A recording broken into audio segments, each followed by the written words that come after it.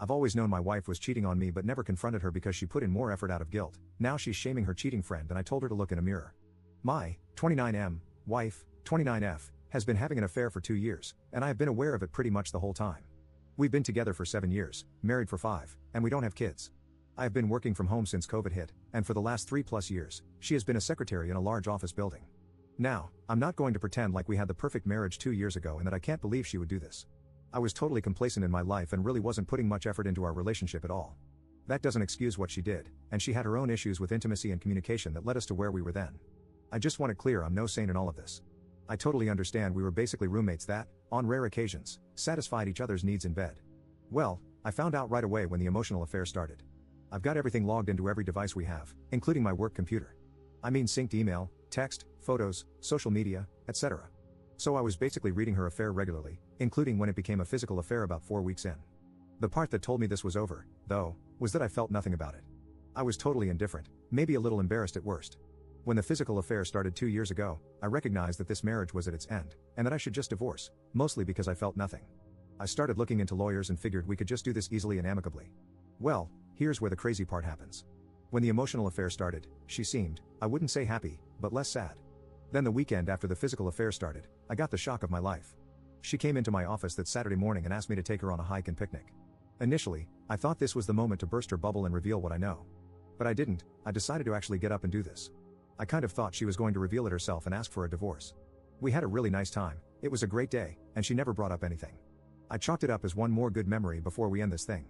Then she asked me out again that week. Then we had intimacy. I don't know if it was shame, or guilt, or what, but she was basically taking the initiative to improve our marriage. After that first week, she began to open up more about her feelings.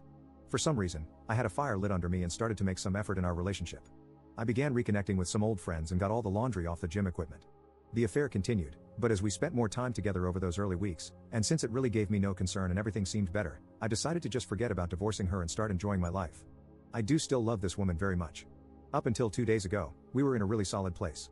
We had outings every other weekend, date night on Thursday, regular intimacy, and communication. I don't even read their messages anymore, just occasionally to see if it's still going on.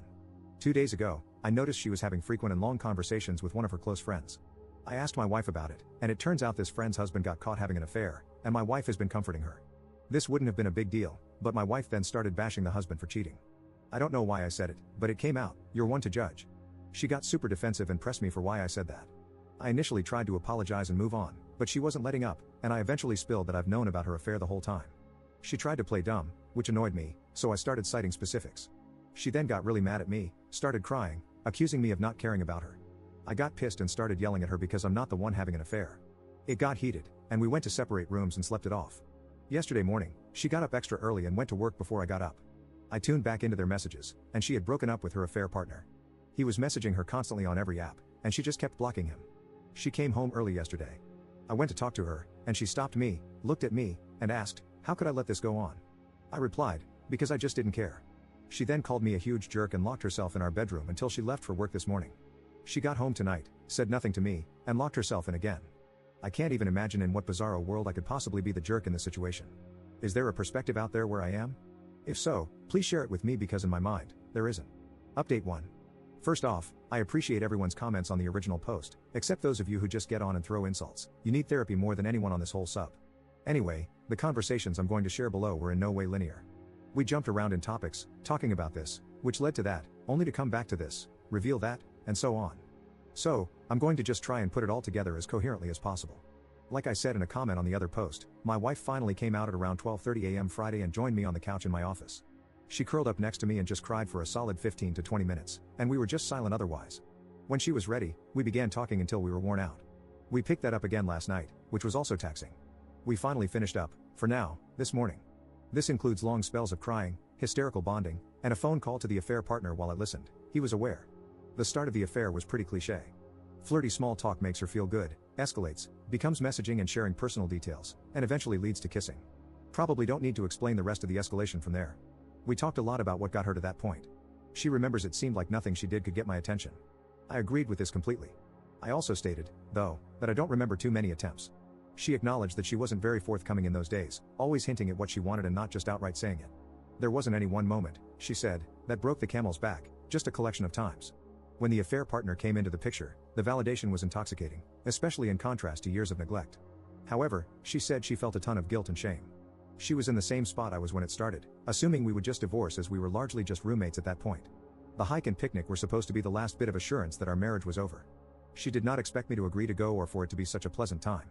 From that point, we started reconnecting, and she made the decision to make the effort as long as I kept making the effort. She opened up more, and I was responding. That got us to where we've been the last 2 years. As to why she didn't end it with the affair partner once I was back, she admitted she was just being selfish, kept telling herself she would but didn't actually want to. I was planning dates, listening, and back to initiating intimacy often. He doted on her and validated her. She had the best of everything. Eventually, she just convinced herself that what I didn't know didn't hurt me. This makes her feel stupid now, knowing I knew the whole time. We talked about my surveillance, and she said she is having trouble getting over this and feels betrayed. I didn't give her any excuses. It came up because she did ask how I knew, and I told her she's been logged into our old desktop and work computer on her email, Insta, Facebook, etc., for years, as well as it being connected to our cloud. I owned up to how wrong this was, but we both agreed that if we are going to make the reconciliation work, we're going to have to forgive each other for a lot of things. As many said and were right about, my "I don't care" statement was extremely triggering and hurtful. It took her right back to where we used to be. I took advice and organized my thoughts and told her that it wasn't that I don't care. I care about her immensely and changed for the better these last 2 years because I wanted to be there for her. I then explained I should have said it doesn't bother me. She's still trying to wrap her head around this. I'm trying to explain how I just basically don't feel jealousy or insecurity, which is hard to put into words. It also causes a mix of emotions on her end. I told her that having her be happy again made everything worth it for me. Also, the affair got me on my feet for the first time in years, so in a way, I've kind of told myself it was a blessing these past years. Finally, to address the breakup with the affair partner, she said once it was out, she went into a doom spiral, thinking everything in her life was a sham. She felt guilty over everything. She cut him loose, and locked me out. She was basically beating herself up for being awful to both of us. Listening to her call with him was hard even for me. From what she's told me in our conversations and from the call, I'm pretty convinced he is in love with her. I think he was holding out hope we would divorce at some point. She laid it out for him that we would not and were going to do everything to make this marriage work. He didn't beg or degrade himself but seemed genuinely hurt. When the call ended, she reblocked him and stated she has to go no contact so he can heal and actually go find someone, and we can fix our issues. We are working out our plans to fix our marriage. Not totally sure where to go from here. She wants individual counseling for herself, so we will make that happen. After she has done that for a while, we will probably start marriage counseling. We are also going to symbolically start fresh, and I'm getting a new work computer.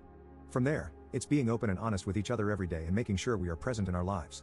I love this woman very much and want to make this work.